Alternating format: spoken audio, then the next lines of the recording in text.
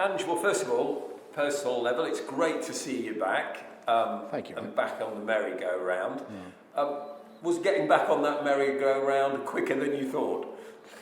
I don't know. It's one of those unknowns. So you're kind of not really sure when the next opportunity will present itself. And I was obviously keen to get back working, and it's probably the first time in my career, certainly in the last sort of 20 odd years, that I had an off season with nothing to plan and nothing to work for.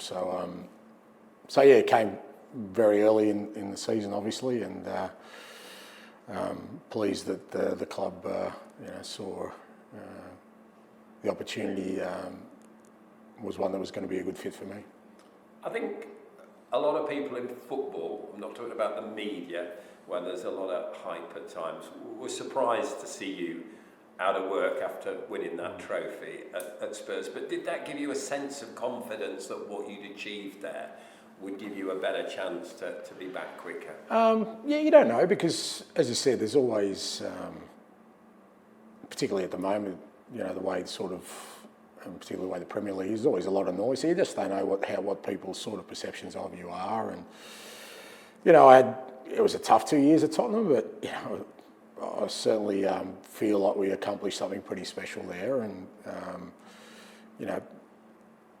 as dismissive as people want to be about it, is we did something that a lot of people couldn't do, and I take a lot of pride in that. And you kind of hope people see that and feel like that's something that they want as part of their football club. But I was never worried that I wasn't going to get a job. I was never worried, and there were approaches right almost from day one. But what was also important for me was that whatever decision I made, the next step was going to be the right one, so that I could continue on sort of doing what I love.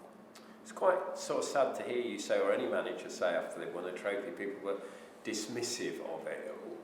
Why did you sense that was? Well, I think it's pretty evident. People even now are saying, somehow that we were lucky, or that we were favourites, so we should have won. Now, it's bizarre to me, because all I heard every time, from the moment I became Tottenham manager, is that this club can't win anything. It doesn't matter whether they're favourites or not. And they were probably favourites, in the 17 years where they didn't win anything. It wasn't just it was 17 years. It was 3, maybe 4 competitions a year that they could have won, and they didn't. But I was there for 2 years, and with the people the players and the staff I had, we accomplished something that was really difficult. But like I said, it's just the nature of the world we live in a little bit at the moment, where the loudest noises are the ones who sometimes have to make the most ridiculous statements, and somehow that in turn becomes a bit of a narrative. But it doesn't take away anything from what I experienced. And again, every interaction I have with a Tottenham fan is hugely positive. That's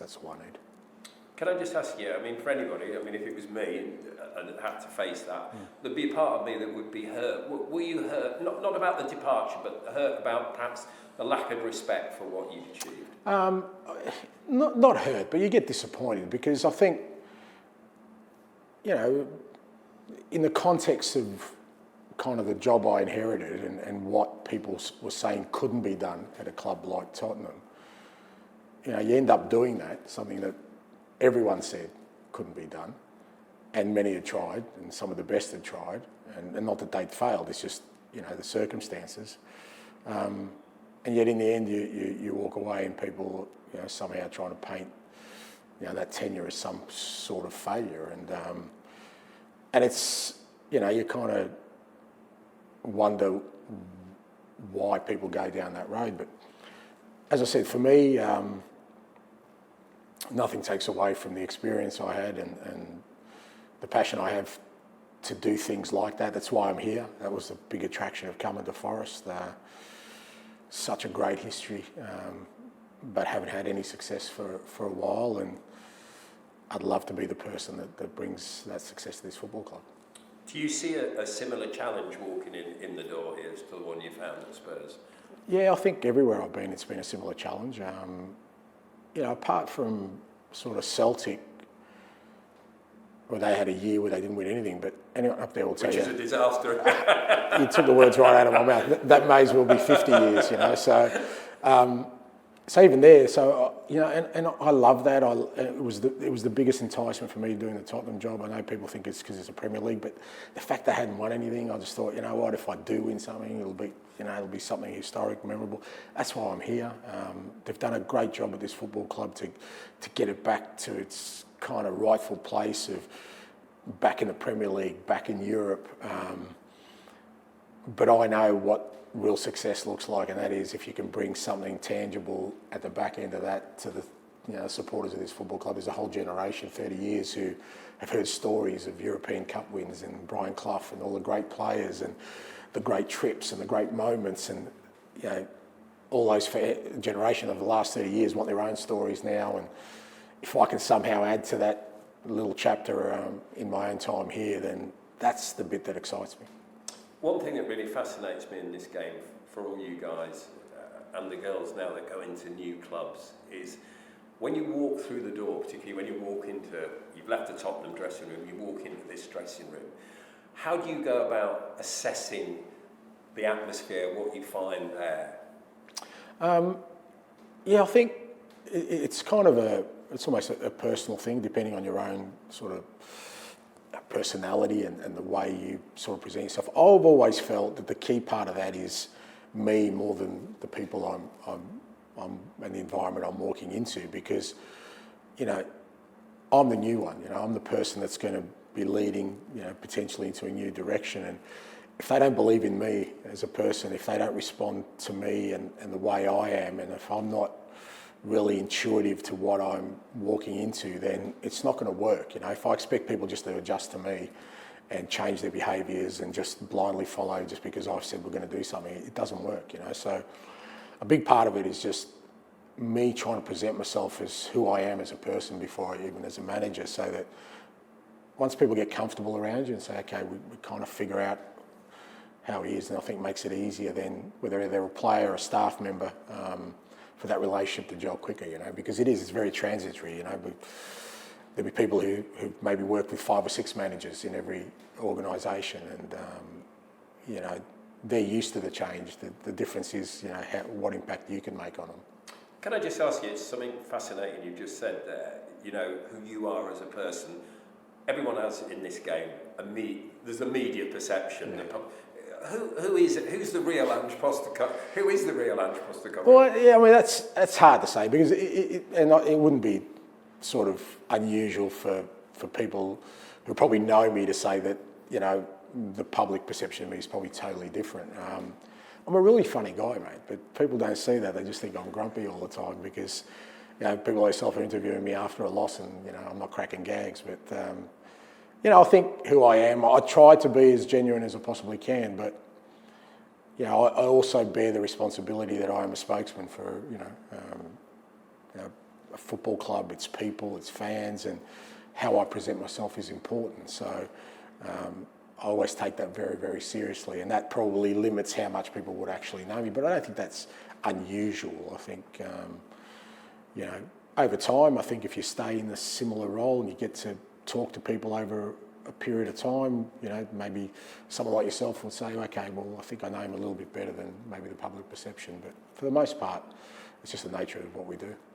I know when myself and Patrick Davidson and some of the other colleagues have spoken after we've interviewed you, most of us, I'm going to say most of us, me and Pat definitely, we see you as the sort of person we wouldn't mind going down the pub with and having a beer or one of your famous Barbies. Yeah. Is that how you want the players to perceive it, but with that bit of respect as well?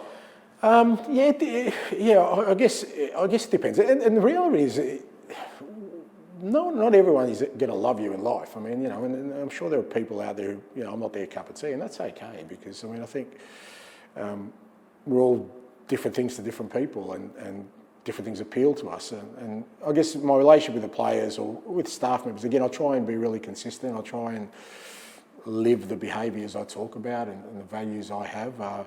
And I think as you get older, particularly me, I think I've changed a lot. I've understood that the world's changed. I was a lot more standoffish when I was younger as a manager. It was there was a real clear separation, and I know that just doesn't work anymore, because the younger generation want connection now. They really want it in a meaningful way. In the past, it was, certainly when I first started I wanted to make sure that that respect was there, and it wasn't that I told people what to do, but by earning their respect, they would do what I want them to. Now, I think it goes beyond that.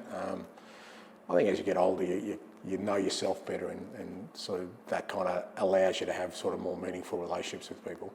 You mentioned that point about principles and core beliefs. What's the one non-negotiable for you here or anywhere you've been when you... I think, especially in, again, you know, I'm starting to talk like one of those two Muppets, the old guys on the balcony, where I just complain about things. But I think it's a really tough world for people to live in right now.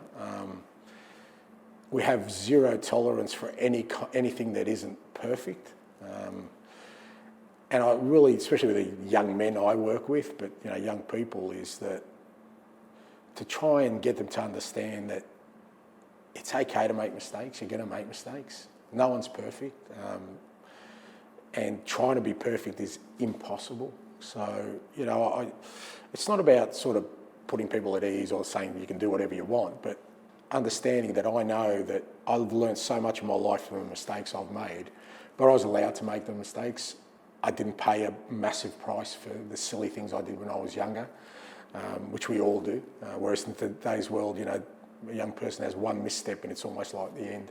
And that means that, you know, I don't think they get the right joy out of what they do. So I really try to create that environment. You know, I keep telling them that if I spoke to their 8-year-olds, you know, versions of themselves, and I said, you know what you're going to do every day? You're going to kick a ball every day. That's all you're going to do for the rest of your life. You wouldn't get a bigger smile. And I just remind them that that's what they're doing, you know. There is a lot of stuff around that is tough for young people, but, you know, as long as they appreciate that and they get joy out of that, then, you know, they'll be fine with me. It doesn't matter sort of, you know, how many things they get wrong, or, you know, if they're late or they do something that's not deemed perfect, I'll live with that as long as they understand and live that joy they had when they were younger. Listen, I think in both our lifetimes, this game has evolved enormously. Some of it, I think we all agree, is for the best. Some of it, we might relent back and think the good old days were the good old days. People talk, and every manager talks about building things, journeys, etc. But you've mentioned that demand for instant success. How difficult is that to cope with wherever you go? I'm not just putting that here. No, you're spot on. Yeah, I mean, I think that's the reality of a manager's life as well. As I spoke before, you know, people now want beautiful football, they want results, they want trophies, and they want it all in the space of 2 weeks. You know, and that's the reality of it. And if you don't deliver, then okay, well, you know, that means you're a failure, and we need to move on. I just refuse to live my life that way. I refuse to manage that way. Everywhere I've gone, and it's the same here, I'm thinking long term about building something that's going to be special and playing the game a certain way. And you know, us being a club that, you know, makes its supporters proud and makes an impact in football here around the globe. So that I'm not going to change to some short-termism, because I know it doesn't last. You know, I mean, I can win 3 or 4 games, and that doesn't guarantee me anything anyway, because the moment you have a loss, people will turn again. So I've always, as I've always said, I've always done every job as if I'll be there forever, knowing that I won't be. I'm not going to use